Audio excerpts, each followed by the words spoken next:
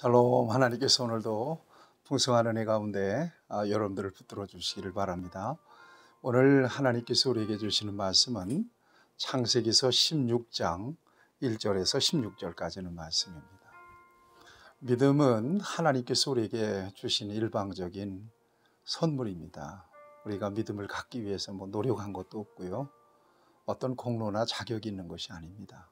하나님께서 일방적으로 지명하여 우리를 불러내셨고 우리에게 당신을 계시해 주셨어요. 놀라운 은혜입니다. 일생을 살아가는 가운데 하나님께로부터 받은 가장 큰 선물, 믿음. 여러분, 그런데 이 믿음은 약해질 수도 있고 강해질 수도 있어요. 관리가 필요합니다. 그 관리는 다른 사람이 대신해 줄 수가 없어요. 자신이 관리해야 돼요. 그래서 끊임없이 믿음을 더해 주옵소서 하나님 앞에 구할 수 있어야 되고요. 그 다음에 하나님의 귀한 말씀을 듣고 있고 묵상하는 가운데, 또 주를 위해서 헌신하고 충성하는 가운데, 열심히 기도하고 또 하나님을 찾는 가운데 우리가 하나님을 언제나 경험하고 그 믿음이 성장할 수 있어야 합니다. 나아가서 성숙할 수 있어야 합니다. 그래야 믿음의 분량만큼 하나님을 누릴 수 있기 때문에 그렇습니다. 하나님께서 일방적으로 아브라함을 불러내셨어요. 75세에 너는 너희 본토 친척 아비 집을 떠나 내가 네게 지시할 땅으로 가라. 그리고 여러 가지 우여곡절을 많이 겪죠. 그러면서 10년이라고 하는 기간이 흘렀습니다. 아브라함을 불러내실 때 아브라함에게 약속하신 축복이었던 거예요. 내가 너로 큰 민족을 이루어 주겠다. 그 다음에 내 이름을 창대하게 하겠다. 이거였거든요. 후손에 대한 축복이었단 말이에요. 그런데 10년이 지나도 그 약속은 이루어지지 않는 거예요. 그래서 많이 낙심되고 탈진했을 즈음에 또 하나님의 사자가 아브라함에게 나타나서 나는 너의 그 방패요 큰 상급이다, 두려워하지 말라 그러면서 그를 위로합니다. 그리고 그를 저녁에 밤에 밖으로 데리고 나가서 하늘을 바라보게, 별을 바라보게 하면서 뭇별을 셀 수 있나 봐라. 네 자손을 이렇게 별처럼 많게 해주겠다. 이 후손에 대한 약속을 여전히 주십니다. 아브라함이 그 약속을 믿었어요. 그래서 창세기 15장 6절 말씀은 우리 기독교 신앙과 신학에 있어서 중요한 구절입니다. 믿음으로 말미암아 의롭게 된다. 아브라함이 여호와를 믿음에 여호와께서 이를 그의 의로 여기셨다. 중요한 믿음을 보입니다. 그럼 이제 하나님의 때를 기다리면 참 얼마나 좋겠어요. 그런데 아브라함이 10년째 부름받은 지 10년째, 그러니까 아브라함의 나이가 85세죠. 사레의 나이는 10년 어리니까 65세가 된 거고요. 75세가 된 거고요. 아브라함의 나이는 85세가 된 거죠. 자, 이즈음에 사례가 걱정이 많았던 것 같아요. 그래서 아브라함에게 투정을 합니다. 하나님께서 주신다는 아들은 나에게 안 주셨다. 그러니 내 몸종 하갈에게로 들어가라. 가서 하갈로 하여금 내 대신 아들을 낳게 해서 자손을 잇자. 이런 제안을 하게 돼요. 그래서 아브라함이 하갈과 동침하게 되죠. 그리고 몸종 하갈이 임신하게 됩니다. 임신하자 주인의 자녀를 임신했으니까 얼마나 우쭐한 마음도 있었겠어요. 그때부터 어, 여주인 사례에게 좀 이렇게 못되게 굴었던 것 같습니다. 무례하게 굴었던 것 같습니다. 우쭐댔던 것 같습니다. 그 꼴을 보는 게 사례 입장에서 너무나 마음이 안 좋은 거예요. 스트레스가 보통 이만저만이 아니에요. 속에서 부글부글 끓는 거예요. 자식 못 낳는 소름도 대단한데 이것이 말이야 애뱉다고 말이야 주인을 능멸하다니 그러면서 그냥 뭐 속에서 막 불평이 일어나는 거예요. 그 불평이 어디로 가겠어요? 남편 아브라함한테 갑니다. 아브라함에게 가서 이런 얘기를 해요. 5절에 보세요. 사례가 아브라함에게 이르되 내가 받는 모욕은 당신이 받아야 옳도다 막 그러면서 쏴붙이고 막 그럽니다. 그러니까 아브라함도 불편해서 그냥 죽을 지경입니다. 막 바가지를 작작 박박 끌고 다니까요. 그러니까 아브라함이 사례에게 그래요.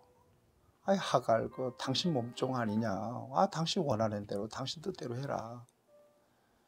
그러자 그때부터 사례가 하갈을 막 핍박하기 시작합니다. 뭐 성경에는 안 나와 있지만 이년아 저년아 잡년아 막 그러면서 막 네가 애가 졌다고 나를 그렇게 능멸할 수가 있느냐. 그러면서 그냥 뭐 하갈에게 그냥 막 퍼부었던 것 같아요. 하갈이 견딜 수가 없는 거예요. 이 사례의 등살에. 그래서 광야로 뛰쳐나옵니다. 그리고는 광야의 샘물 곁 곧 술길샘 곁에서 방황하게 되죠.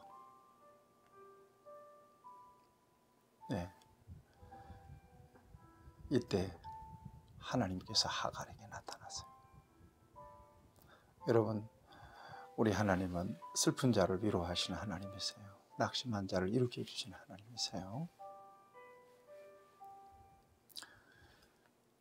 하갈은 갈 곳이 없어요. 광야야 광야. 아무것도 없는 광야에 지금 홀로 남아있는 거예요. 얼마나 서럽겠어요. 얼마나 슬펐겠어요. 얼마나 무서웠겠어요. 이때 하나님께서 하갈에게 나타나요. 이르되 사례의 여종 하갈아 네가 어디서 왔으며 어디로 가느냐. 그가 이르되 나는 내 여주인 사례를 피하여 도망하나이다. 그러자 하나님께서 들어가. 다시 들어가라. 하갈에게 주인의 집으로 다시 들어갈 것을 말씀하십니다. 그리고 그 수하에 복종할 것을 말씀하세요.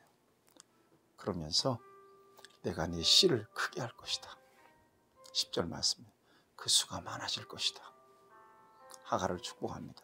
그리고 하갈을 결정적으로 일으키는 말씀이 11절 말씀입니다. 여호와의 사자가 또 그에게 이르되 네가 임신하였은즉 아들을 낳으리니 그 이름을 이스마엘이라 하라. 이는 여호와께서 내 고통을 들으셨습니다. 여호와께서 내 고통을 들으셨다. 이 말에 그냥 힘이 나는 거예요. 하갈이 들어가고 싶겠어요? 집으로? 사례가 쌍심지를 키고 그냥 핍박을 할 텐데. 그런데 하나님께서 들어가서 그 수하에 복종하라고 말씀하시면서 네 후손, 네 속에서 날 아들, 네가 아들을 뵀는데 아들을 낳으면 이스마엘이라고 그래. 그리고 그 자식을 축복하겠다고 말씀하세요. 여호와께서 내 고통을 들으셨음이니라. 여러분, 저와 여러분들이 세상을 사는 동안에 낙심이 되는 때가 있고요. 막 스트레스로 방황할 때가 있고요. 정말 어디다 하소연할 때도 없고 마치 광야에 내몰린 사람처럼 의지할 사람도 없고 그런 상황이 종종 있습니다. 이럴 때 하나님께서 저와 여러분들에게 나타나셔서 낙심한 마음을 일으켜 주시고 소망의 말씀으로 우리를 위로해 주십니다. 우리를 위로하실 분은 하나님밖에 없어요. 여호와께서 너의 고통을 들으셨습니다. 이 말씀 한마디가 저와 여러분들에게 엄청난 힘이 됩니다. 일어설 수 있는 능력이 되죠. 여러분, 하나님께서 여러분들 각자의 삶의 정황 속에서 겪게 되는 여러 가지 어려움, 또 감당하기 힘든 그런 상황이 혹 있다면 그때 말씀해 주시기를 바랍니다. 여호와께서 내 고통을 돌아보셨느니라. 여호와께서 내 고통을 들으셨음이니라. 그래서 하갈이 다시